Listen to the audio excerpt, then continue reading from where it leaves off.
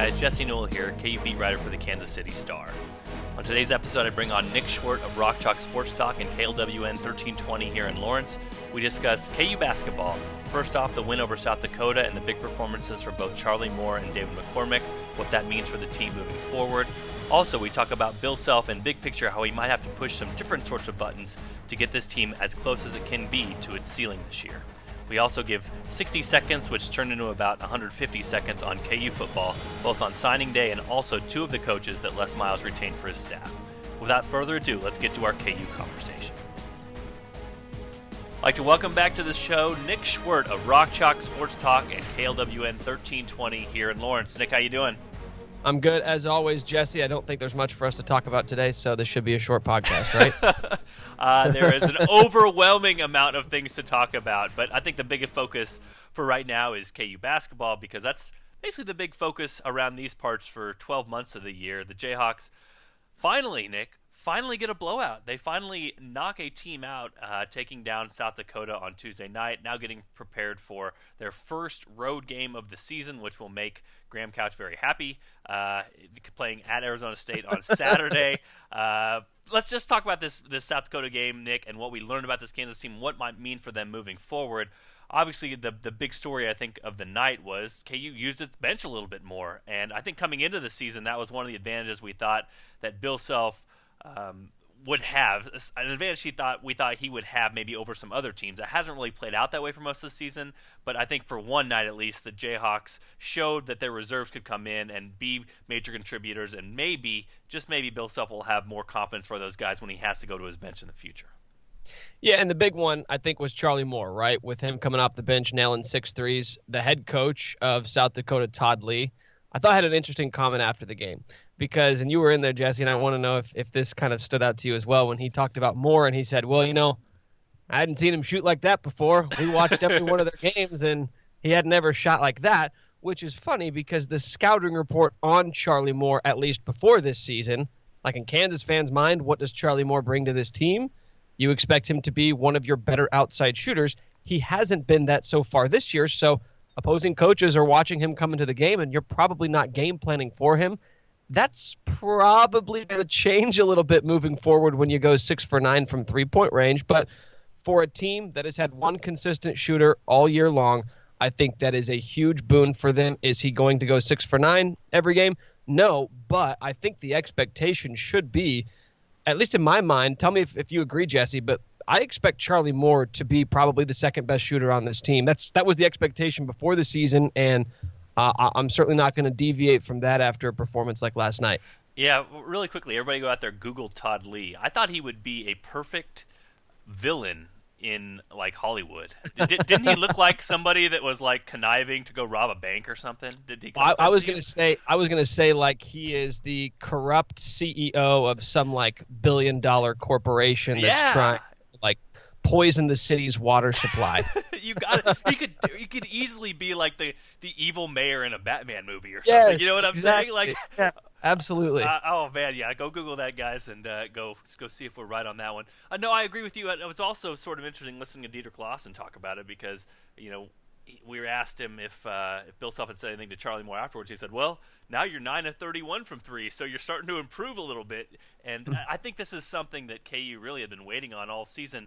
We've heard Bill Self mention over and over and over again, like, he's given the update on, like, how many threes LaGerald Vick has made and how many threes the rest of the team has made. And he's taken out the Michigan State game because obviously Quentin Grimes shot very well in that game. But every game it's like, well, LaGerald made 3 and the rest of the team made 2, or LaGerald made 6 and the rest of the team made 1. And so this has kind of been an overarching problem for the Kansas basketball team, that they haven't had somebody who could go in there and hit an outside shot besides LaGerald Vick. And so, yeah, this is a big deal. Now, it's sort of, when I talk about KU's bench, it's sort of fascinating with this year's team because in past years, when Bill Self has really limited his bench and only played 6 or 7 guys and had some success doing that, part of the luxury of that was you knew what you had, and part of the luxury was KU's best offensive players, for the most part, were also its best defensive players. And this year is just not that. You know what I mean? Like, if you bring in Charlie Moore and you bring in KJ Lawson, you are bringing out your offensive team. And if you bring in Marcus Garrett and you bring in David McCormack, and you're bringing out your defensive team. And so it's sort of interesting at this point. Bill Self kind of talked about last night how they envision Charlie Moore being a sixth man sort of sharpshooter, give a shot of offense off the bench, but they haven't had much of that this year just because Charlie hasn't made those outside shots. So I wrote about this actually Monday, and it ended up being good timing. It didn't seem like it was going to be good timing in the first half, but I just talked about how KU has to shoot open threes. I mean, they have to. Even if they aren't going in, even if it seems like a bad shot for this team, it's still only 21 feet away. It's still a shot that me and you, Nick, could go make if we shot enough at the rec center. So this team has to continue to loosen the defense from the outside in a little bit, and we saw how much the offense changed when Charlie Moore got on a roll there in the second half. Yeah, I think that was probably the most impressive performance we've seen from a KU player not named Dedrick or LeGerald, because once he started hitting shots, and that's been a big conversation about a lot of guys, mainly Devon Dotson and Quentin Grimes. But once he started hitting shots last night, talking about Moore, it seemed like everything changed for him. He made a couple of nice plays defensively where he poked a ball loose and started a transition opportunity. And then we saw some really nice passes. There was that one, I believe it was to Dedrick Lawson, where he just kind of threaded the needle. There was the other one where he's driving, and I believe he hit David McCormack. And all of a sudden, Charlie Moore looked like a new guy. And whether it is him hitting shots, which I think is the biggest part of it because that's his calling card and it's what this team desperately needs more of, I think you just saw a guy who kind of lit a charge into this team. I'm not sure that they have the electric second half that they did if it weren't for Charlie Moore kind of starting that fire with his outside shooting. So you're not going to get that every single night, but if you can get that sort of initiator and the dude who's kind of instigating some good things offensively coming off the bench, I think that is just a huge luxury for this team. Again, you don't need to go 6 for 9 every night, but if you can be a constant threat to shoot, I would almost say, Jesse, that Charlie Moore has to be that sort of a guy, right? Like, he has to be somebody night in, night out who is a constant threat to stretch the defense, not just from an aspect of it makes Kansas's offense run a little bit more smoothly, but KU just needs that because outside of LeGerald Vick, there's really nobody else that you would depend on to hit those shots on a regular basis. Well, and not to pick on Charlie Moore, but you notice KU held South Dakota scoreless like the first 6 minutes, and the first basket came when he immediately checked in after the first media timeout, and Self was yelling at him and screaming at him. I mean, you know what's happening here. I mean, KU is sacrificing defense to get some offense, and I agree with your point. Your bigger point, we heard Bill Self talk a couple weeks ago after the New Mexico State game about how can you not have fun out there? How can you not be energized as a basketball player and play with some joy? And I tweeted out last night, Charlie Moore is here to make Kansas basketball fun again. I mean, for about an 8-minute stretch, he was throwing no-look passes and throwing those lobs in the lane and making outside shots and celebrating afterwards. And it's just like, I don't know. I mean, sometimes this team has lacked that. I know LeGerald Vick kind of gets in that sort of weird mode where he does sort of celebrating things, but outside of that, they just don't have a lot of outwardly joyful players, kind of like Devontae Graham was last year. And so that was kind of a nice change of pace. I thought KU, as you mentioned, he brought some life to the building. He brought some energy, and Bill Self calls them energy vampires. It seems like this team, for whatever reason, just has a lot of energy vampires where they just suck the life out of a room. I mean, maybe Quentin Grimes will get over it, but man, so far he's been an energy vampire. Like, but from a personality standpoint, I don't know if that's necessarily in Grimes' DNA. I don't know, but I mean, he played well over the summer. He played well with the U18s. Maybe it's not. You're right, but it just seems like, and Bill Self's referenced this a lot. When something goes wrong, it's just the shoulders slump, and he looks over the bench, and you always see him with his palms up, like, oh, again, what happened? I mean, and again, not to pick on a guy who has a sprained ankle, but I mean, have you seen a TV shot of Udoka Azubuike smiling since he went out of the lineup? I mean, this guy, like, I just... Well, let's go through the roster, man. Okay, let's do it, but I just remember, like, I mean, when Landon Lucas was hurt in a boot, like, you'd see him clap every once in a while or slap a teammate on the back, but man, every time you see Udoka on the bench, and again, I'm reading too much into this. I'm not trying to be, the impression police over here, but it just seems okay. So let's go through the roster. No, I don't think you are reading too much into it, because for a team that at times looks stuck in the mud offensively, I think that that's something you have to have. You have to have a spark plug, right? You have to have somebody who can heat up in a hurry and infuse some energy and some life into your team. And if you want to go through the lineup, okay, Dedrick Lawson, Marcus Garrett, KJ Lawson, Devon Dotson, who is fun to watch, but again, from a personality standpoint, is he a rah-rah, like scream after a big play sort of guy? I don't know. No. I mean, he's more of a toughness guy. You know what I mean? He won't back down, which is something Bill Self likes, but he's not an outwardly emotional guy at all. Who's left? Well, it's tough to tell with Quentin Grimes, because how do you know if somebody's that sort of a guy when you're just not playing that well? Yeah, I mean, and it's just been a bummer when he hasn't played well. I mean, to teammates, you would think, right? I mean, the guy just, and even to Bill Self, he's mentioned that before, just the body language is bad. It's bad almost all the time. So, yeah, so Dedrick, don't see much. Udoka, we talked about him. David McCormack, I mean, he might be one of the better ones. If honestly. He gets the opportunity, yeah. And I think it's more of his style of play than anything else, right? Yeah, just amped up and happy to be there and going after things, full-out effort, which Bill Self has talked about his great attitude, too. Lagerald Vick, I mentioned it. You know, he's celebrated more this year than he has in years past, not really in his personality.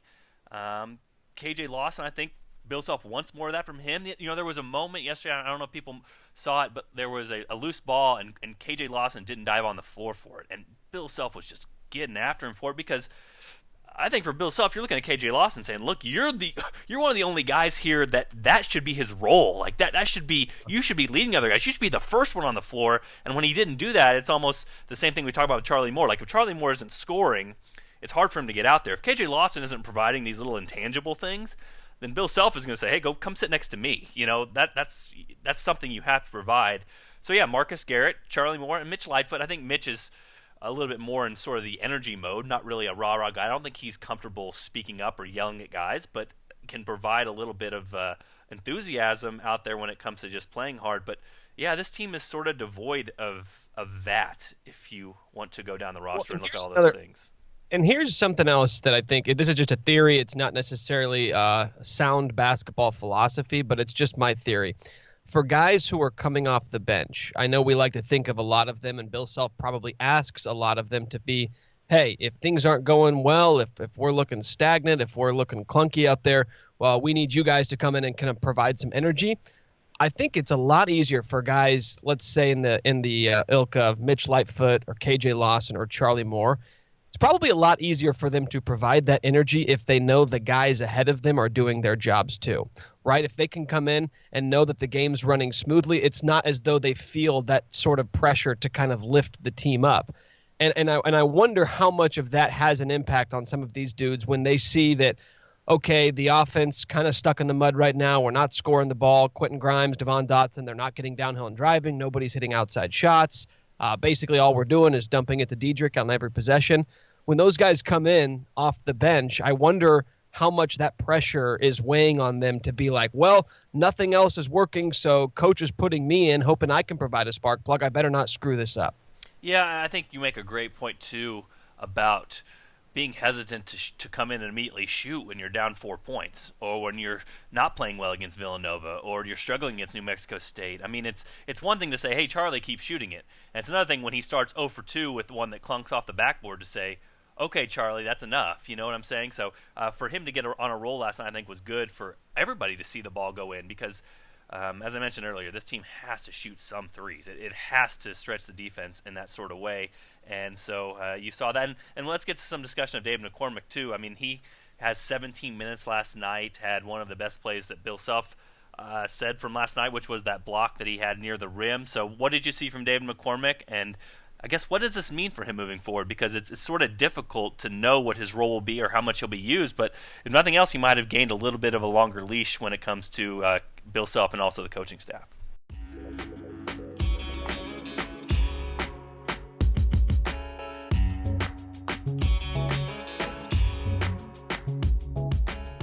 Hey, it's Blair Kirchhoff, and if you're listening to this, you love Kansas City sports, whether it's the Chiefs, Royals, Sporting, Mizzou, KU, or K-State.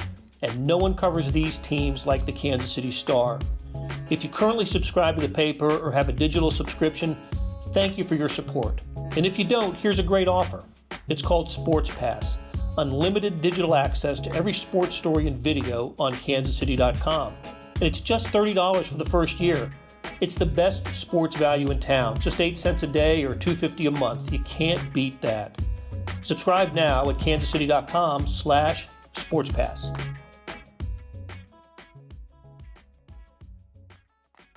Well, I think the fact that Charlie Moore and David McCormack had respectively their best games as Jayhawks on the same night is kind of interesting to me, because I think it's easier to play David McCormack when you got somebody knocking down shots. Yeah. Or when you've got an offense around him that is knocking down shots. So whether it's Vic or Charlie Moore, or if it's a handful of guys are chipping in, it's tough to play David McCormack if you don't have anybody stretching the defense, because he is a guy who, if you watch him, I mean, I love the energy that he plays with, and I think he's going to be a really, really fantastic player in time. But you watch him a lot of times, and I don't know if this is a direction from the coaching staff, but when he's in there, he hits the block, he turns around, he puts his hand up, and he's calling for the ball, right? And if he gets that ball, there's a pretty good chance that he's going to go up with it. And that's fine, because I would rather have a guy who's playing like that than a guy who's out there playing tentative and doesn't want to screw anything up. He skies for rebounds. Like, it seems like it's just different when he goes up for a rebound versus anybody else on the team. Kind of reminds me of Silvio, guys who just have a nose for the ball and they just go up and attack it.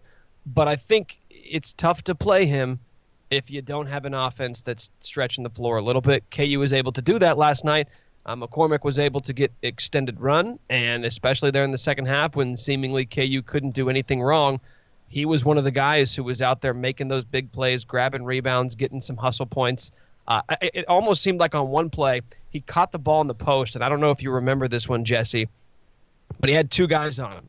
He got double-teamed, and it was almost as if like he was a superhero who was realizing his strength, like realizing his power.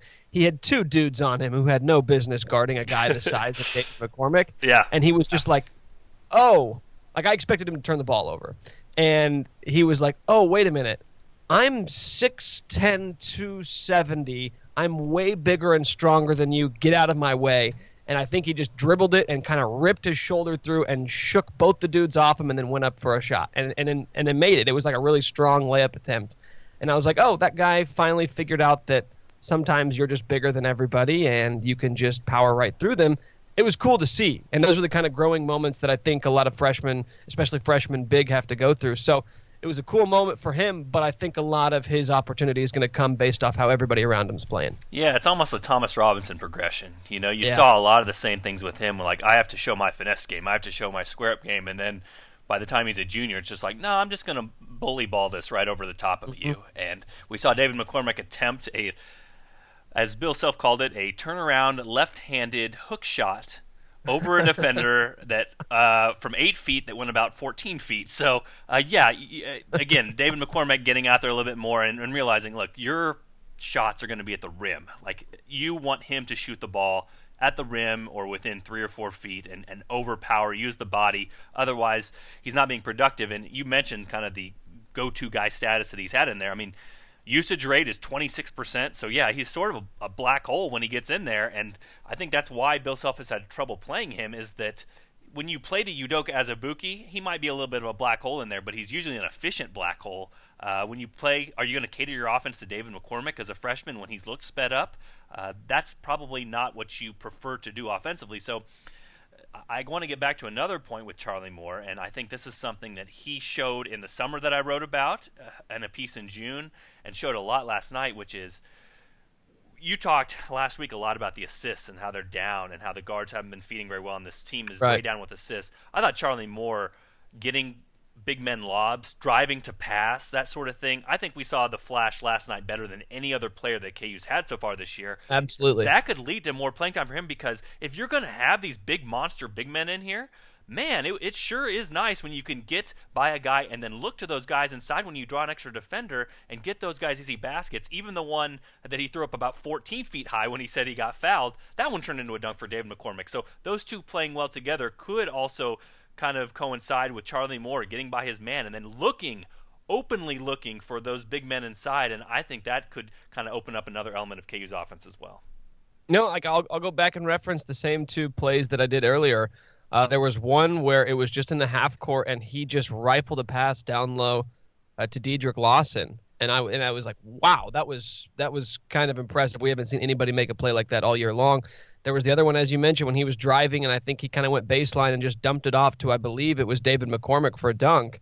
Those were a couple plays that we just really haven't seen from anybody else. And going back to the confidence thing, I'm not sure Charlie Moore makes those plays unless he was having the type of night that he was having. And you start making shots, and then all of a sudden you just feel like you're in the flow of the game, and you stop thinking, and you're having fun out there, like Bill Self mentioned. So hopefully that's confidence that has been instilled in him that he can kind of carry with him moving forward. But you're right, because we can look at Devon Dotson as the point guard and think that he needs to carry the lion's share of that sort of burden of being a distributor and a creator. But the fact of the matter is, if you're going to play that many guards, like it looks like KU's going to play this year, everybody's got to kind of pitch in, especially when you think about just specifically Dotson, Grimes, Moore, and then if maybe you want to throw a Marcus Garrett in there, those are guys who are going to be handling the ball a lot, and they're all going to kind of take turns initiating offense. It seems like if that's going to be the case, then they've all kind of got to do that and pitch in, because this offense is not going to be able to function to the best of their ability unless they're able to start creating shots for one another. This is way big picture, and it's probably a topic that is for another day or for an off season. KU's 10-0. KU's number one in the nation. Bill Self is one of the most successful coaches of all time. But we were talking about KU playing with confidence as opposed to not playing with confidence, and we've talked about Quentin Grimes, who struggled to sort of maybe handle that sort of tough love, tough coaching, and usually guys get out of it and they keep going. But it seems like Charlie Moore played better with a freer mind, and some of this is South Dakota as well. But it does make you wonder if Bill Self might have to alter how he coaches with this team. And we just talked about the personalities that this team has, and how maybe these guys, this isn't his toughest team. Does that make sense? I mean, this isn't the team that is going to want to get in a bar fight after the game because they're just going to, brawn you to death, that sort of thing. So I don't know. It's sort of interesting. You talk about Charlie Moore making plays when he maybe knew that he had played well before that and looking the best he has all season, the same thing. David McCormack the same way, and Quentin Grimes has yet to break through, but I don't know. This is sort of a fascinating roster. We all thought that they would be really good coming in the season. They still have been really good, but it just seems like it might take a little bit of a different method to get them going, or it has taken a little bit of a different method to get them going, and this might not be the 10 years ago or 20 years ago Bill Self teams where he could sort of run them into the ground and expect them to bounce back up. This might be a team that needs to have a little bit more happiness thrown its way, or a little bit more confidence thrown its way, because when that's happened lately, it seems like some of these guys have really delivered. I wish I could figure out the exact dates that we're talking about, but I mean, last year that was one of, if not the biggest story about this team in the non-con, was Bill Self trying to figure out how to push these guys' buttons. And the problem that he had last year was he didn't have the bench depth. He couldn't motivate guys by basically sitting them. This year he does have that luxury, but again, it's a different team, so it's a different tactic. And Bill Self is often referred to, as you kind of alluded to, as a master button pusher. And I think the first month or two of the season is oftentimes a feeling out period for him, kind of trying different things, experimenting, trying to figure out what makes these guys tick and what makes them go. And who knows, maybe last night was the sign of him kind of figuring that out, because you mentioned everything. And I feel like every time we talk about Kansas and what they need to improve upon, there's always an asterisk. There's always a caveat like, well, they are number one in the country. Yeah. Oh, by the way. Yeah. Yeah. But the reason why we can talk about this stuff is because you're Kansas, right? We're not comparing you to all other 352 teams in the country. We're comparing you to the teams who have national championship aspirations, right? And I don't know if you looked around, Jesse, but there are some really impressive-looking teams out there this year, whether it be Duke or Michigan, even Gonzaga with their 2 losses. Even a team like Virginia or Nevada, like there are a lot of really good-looking teams. Texas Tech is 10-0 in your conference, and they have a chance to make a big statement game against Duke this week. So I just think you look around the country, there are a lot of teams who are probably kind of in the same boat where Kansas is. They like where they're at, but they still have a long ways to go. And it's not to say that this team has any fatal flaws. It's just that if you want to say that you're a legitimate national championship contender, you just have a few things you need to improve upon. Yeah, it'll be interesting to watch how Bill Self manages this, because as you mentioned, the button pushing is what we always hear from him. Hey, he always gets the best out of his players in the end. I just wonder if those buttons might have to be pushed a little bit softer this year. Do you know what I mean? Like, you're right. Yeah. It might be something to watch and monitor moving forward. Before we get out of here, Nick, 60 seconds of KU football. What's on your mind with KU football? Let's get a quick synopsis of your thoughts. And obviously, this has been a newsy week when it comes to the Jayhawk football team. Okay, I'm not going to spend much time thinking about it, so I'm just going to go first thing off the top of my head. It's signing day. What do they got? 8 guys coming in, 9 guys officially so far as of the recording of this podcast. So depending on when you're listening, that number could have, I guess, moved in either way. But I will say instead, I'll take a different direction, and I'll say Clint Bowen and Tony Hull both are retained. Those are the 2 names. I think everybody thought that if anybody's going to be kept on the Les Miles coaching staff from the previous regime, it would be those 2 guys, and I think it makes perfect sense. Clint Bowen seems to be a Kansas lifer. Despite what many people may think about him, he is widely respected around the collegiate ranks. He's a widely respected defensive mind. If he didn't stay at KU, I promise you he would have went and got another pretty solid job. And Tony Hull, it's pretty obvious with the pipeline that he has instituted here from Louisiana. It makes sense why both of those guys would be sticking around. And again, like Clint Bowen's probably one of your best and most well-connected recruiters in Kansas. That is clearly that is going to be a focal point on the recruiting trail for Les Miles and company. So I think it would benefit them when you're bringing in a bunch of new guys, a bunch of whom don't have intrinsic ties to this area, to bring a guy or keep a guy around who basically knows everybody in the state of Kansas. I think those are 2 solid decisions. I didn't know that either one of them were going to happen, but those would have been my 2 best guesses as to guys who would have been sticking around from the previous regime. Yeah, when it comes to newspapers, we like to call it institutional knowledge, and Clint Bowen has as good of institutional knowledge of KU football as anybody. And as you mentioned, solid relationships, solid recruiter, takes a step back to become a safeties coach instead of the defensive coordinator. So if you keep him on staff as that, I don't see this as a negative thing for KU football, especially with all the things that have happened recently. And the other thing to consider, at least, is, and I'll have to double check this, but I'm almost positive that both Clint Bowen and Tony Hull were on multi-year deals with the Jayhawks already. So in essence, you're sort of saving some money by keeping them, because you figure when you're making a coaching staff change, you have to basically buy out the rest of the contracts on the old staff and then pay for the new ones. So for those guys, Clint Bowen's going to be a very well-paid safeties coach. I promise you that, since he's basically making defensive coordinator money. But KU doesn't have to double pay for that position, if that makes sense. You don't have to pay the $500,000 to make Clint Bowen go away and then hire somebody else to come in and fill that role. Same thing with Tony Hull. So I think for KU football, now only 1 staff position open, so we'll see where they go with that. But for Les Miles to have Clint Bowen around, to have Tony Hull around, I definitely could see the upside with both of those moves, as you just sort of mentioned, with some of the things that they can do and some of the things they've already provided when it comes to the KU football program. I think we went over our allotted time there. I was about 2.5 minutes. Okay, that's fine, though. I guess we're just supposed to keep ourselves honest on that one. That's acceptable. All right, well, thanks again, Nick, for taking the time. Nick Schwerdt of Rock Talk Sports Talk and 1320 KLWN. Check out his podcast online. I don't know if you can do this on command, but with some of the crazy stuff you mimicked a yak the other day, which made me laugh out loud, almost spit out the drink I had in my mouth when listening to the podcast. So there's no way you could replicate that on this podcast, is there? I probably could, but that would kind of be stomping on the bit, right? It's supposed to I think nobody knows it's coming, so if I did it now, it would kind of ruin the allure. You never know when it's coming on RCST. All right, well, listen for the hijinks. Like I said, always entertaining when those come in, and you never know when they're going to happen. It happened at a crazy time with Scott Chase and 24/7 Sports, and I did not even see it coming. I got you one time a while back, right? Yeah, you told me that you loved me. I thought it was genuine, and then I realized it was just kind of a joke. So it kind of hurt my feelings. It was easy. That's why it was so easy for me to do that one. That wasn't even like nerve-wracking for me, because I said, you know what, that's easy because I do love Jesse. So kill 2 birds with 1 stone. I appreciate that, Nick. I definitely appreciate it. All right. Well, thanks to Nick for helping us out on this podcast, and thanks to you for listening to the Sports BKC podcast. Be sure to tune in for another episode next week.